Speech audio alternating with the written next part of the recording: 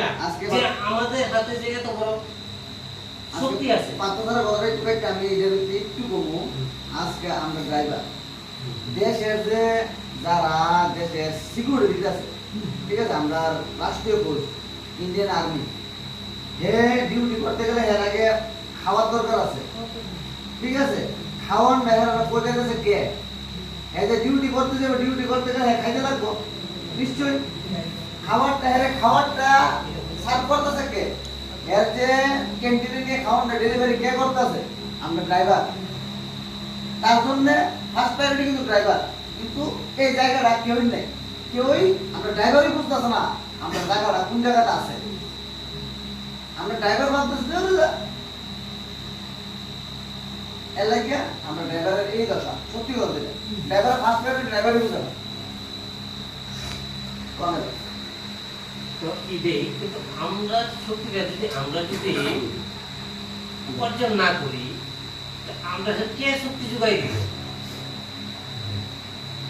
এটা তো আমরা দেশবাসীকে বুঝাই দিব যে ড্রাইভারের উপরে যে যেটি অত্যাচার করে যে হ্যাঁ বুঝাই দিব ভাই ড্রাইভার ছাড়া কিন্তু তোর করে এক পুরা তেল হয় না, চুলার আগুন জ্বলবো দূরে থাক, যে একটা লবণের প্যাকেট আনবি এটাও কিন্তু গাড়ি ছাড়া আয় না, কিন্তু সম্ভব না। কিন্তু এই জিনিসটা পাবলিককে বুঝাই দেওয়া দরকার যে ড্রাইভারদের যে চোখগুলা কথা কইবা কোয়ার আগে চিন্তা করে নিও, চিন্তা করার মতো ওই ভাবনাটা আমরা তাহলে দেয়া দিতেই। তো আমরা নিজেরা যদি একত্রিত না হই, একমতে না থাকি, তাহলে আমরা সবাই যেমনি পারে এমনি ফুটবল মনে কইরা এদিক থেকে লাগতে দিব, ওইদিকে যাবো, ওইদিক থেকে লাগতে দিব, ওইদিকে যাবো, পেটের দায়ে গাড়ি চলামুই। হ্যাঁ আল্লাহ তো সারাবো চেষ্টা করবো।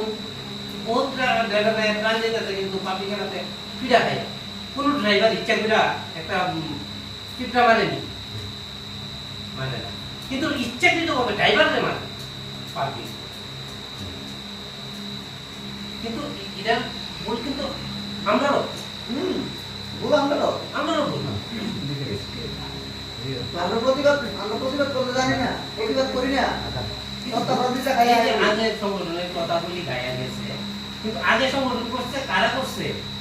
নেতা বল লেগে, মন্ত্রী বল লেগে, হ্যাঁ, কিন্তু আমরা সংগঠন তো আমরা তো মন্ত্রী দিতে যেতাম না। আমরা সংগঠন করার মানে কি তা আমরা যাতে মানসিক ভাবে যে হ্যাঁ তারা আমরা সমাজে দরকার আছে, সে একটা ড্রাইভার